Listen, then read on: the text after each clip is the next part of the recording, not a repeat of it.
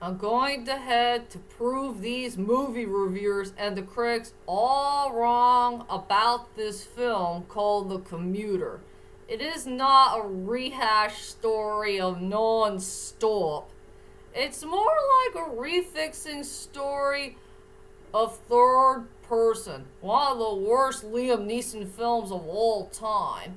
And they did find a way to fix Liam Neeson's character and give him more of a fleshed out, well developed character that we all going to know and love. At least he is a lot better than that other Michael that came from third person. If you know what I mean. Well, anyway, hi, ladies and dudes. This is Rebecca Lynn Barkley, aka Boobop197. This is my review for today. And yes, I do have my special guest here with me, my old buddy Pumbaa. And I will let you know is that Pumbaa and I had decided to rewatch this movie all over again from scratch. And to tell you the truth, ladies and dudes, I still love this movie even to this day. And I decided to go ahead and redo this movie review all over again from scratch so I could try to find a way to make it better than before. So, anyway, without further ado, ladies and dudes, let's head on to my redo movie review of The Commuter. And like I said, it's not a rehash story of non-stop. It's more like a refixing story of one of the worst films that Liam Neeson have ever made. But at least in this movie, it is 10 times better than before. And I'm glad that everybody made a much better Liam Neeson character who is named Michael. Well, if you guys get the picture. So anyway, let's head on to the main plot of the story. Well, we already know about this main plot of the story. It's a story about a 60-year-old Irish dude named Michael who is a happily married man. He does love his wife very much, and he has a really cool son. He and his wife are doing the best they can to put some money together so their son can go ahead and get ready for college, and they're heading on to their retirement. You know, so many important things in their normal lives as human beings.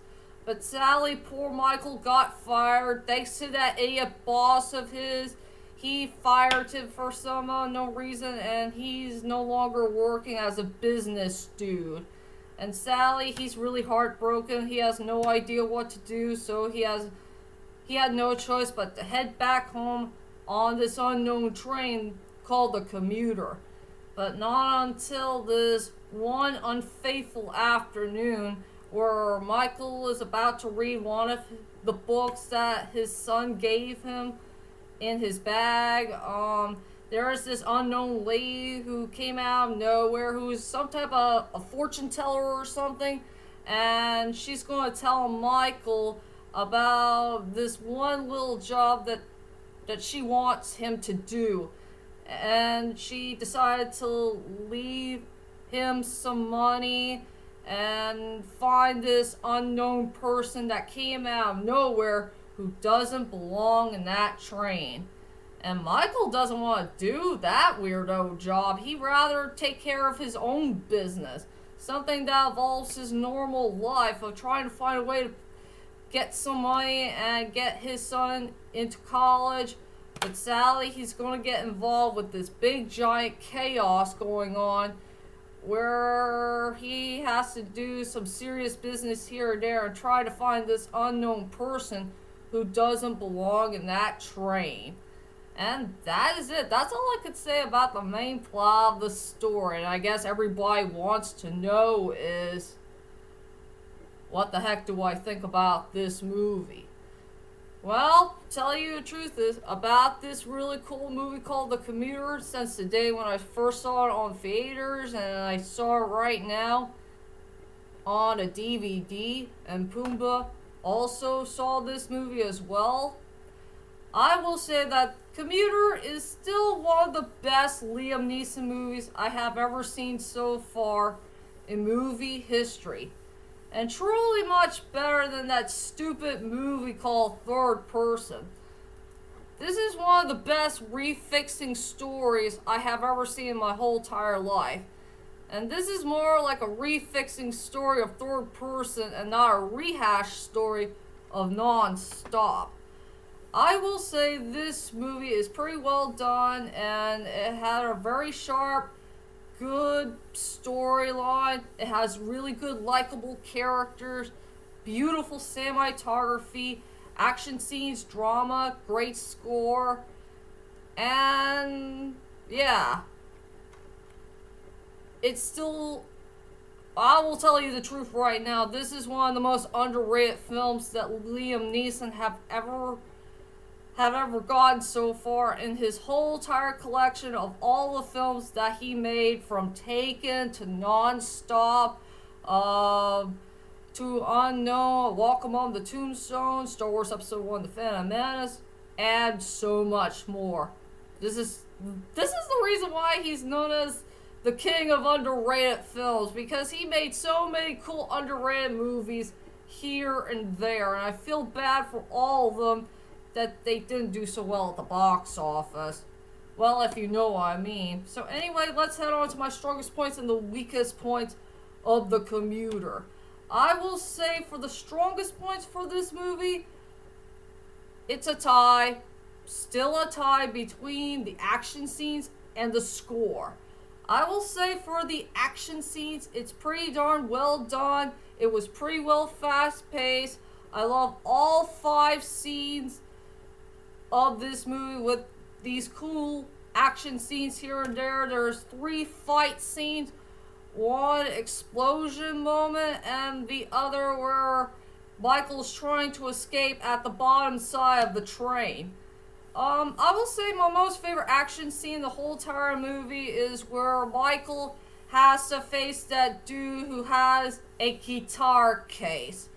I really love that fight scene. It became one of my most favorite fight scenes of all time from a very underrated Liam Neeson film.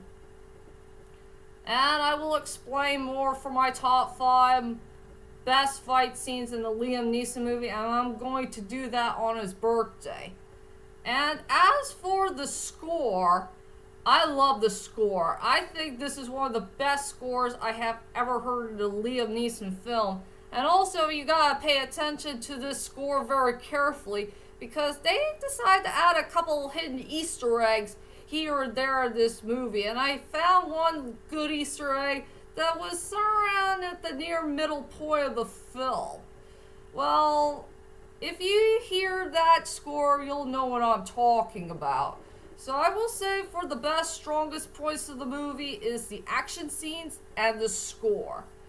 And for my 2 main tie for the weakest points for this movie is there's going to be some draggy moments here and there. And also, there's going to be a little bit of shaky cam going on in this movie.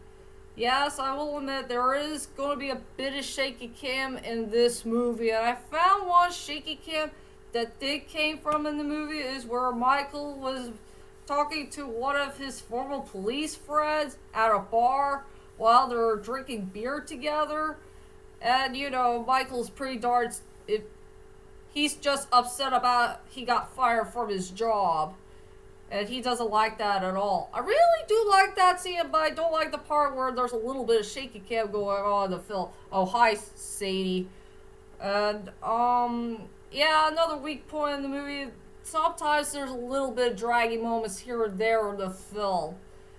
Something I cannot explain to you all in this redo movie review of mine. So all I could say about the 2 main weak points of the movie is there's going to be a little bit of draggy moments here and there that'll bore you. And also, there's going to be a little bit of shaky cam going on in this movie. And now, finally, let's head on to the characters of the movie. But I will stick with one character I do care about the most in this film. And this is the reason why I call this movie the refixing story of Third Person and not Non-Stop. Come on, Sadie, get out of there. Okay.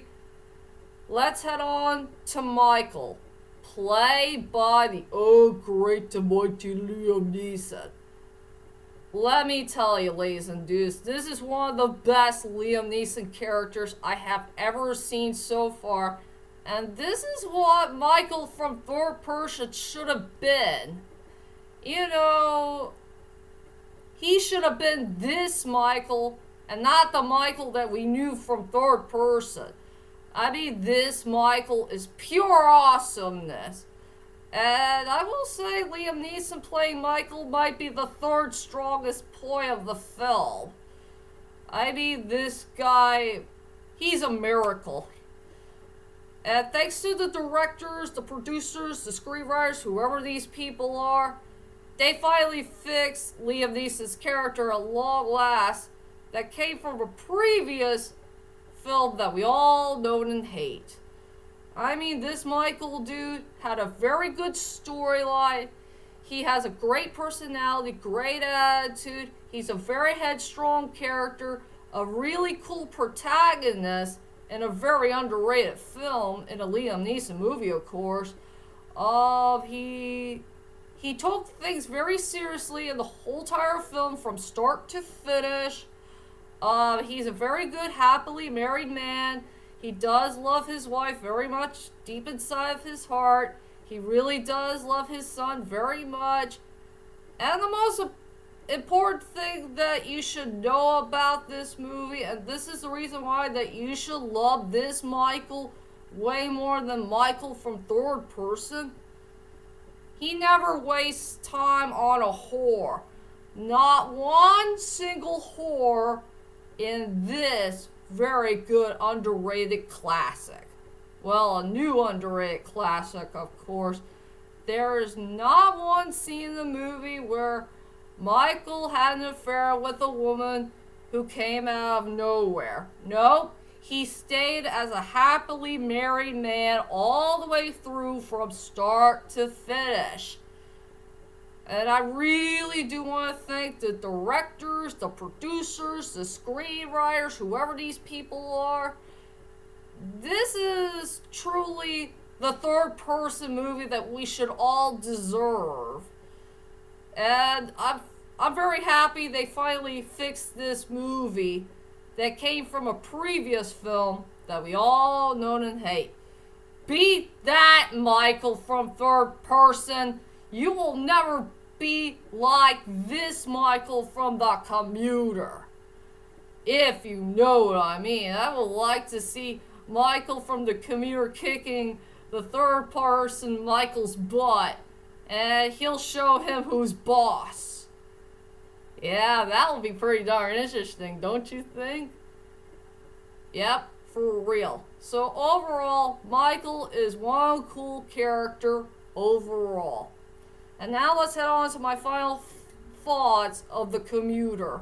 Overall, The Commuter is one of the best underrated films that we got so far in a Liam Neeson movie collection, and truly one of the most underrated films I did see so far in the year of 2018. I will say it had a very well done storyline. It has very good likable characters, great action scenes, great drama, great score. And like I said about this movie, it is not a rehash of Non-Stop. It's more like the refixing story of third person.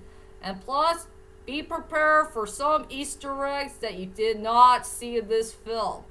Yes, there is some hidden Easter eggs that you need to find in this movie. For real, if you know what I mean. So anyway, I will go ahead and give this movie only one little point away, an 8.8 out of 10. This is one good movie that you will never forget in movie history. So anyway, that's my whole entire redo movie review of The Commuter. And join me next time for my next 5 lists that I will do for this June. One will be the top 5 best fight scenes in a Liam Neeson movie. And also my top 5 most favorite characters that I know and love for Basilisk, the Oka Ninja Scroll. So, be prepared for those top 5 lists that I will do for this June. And I'll see you guys later. And sayonara. And Pumbaa, say goodbye to everybody. Bye, everybody. I'll see you guys soon. I love you all. So, sayonara.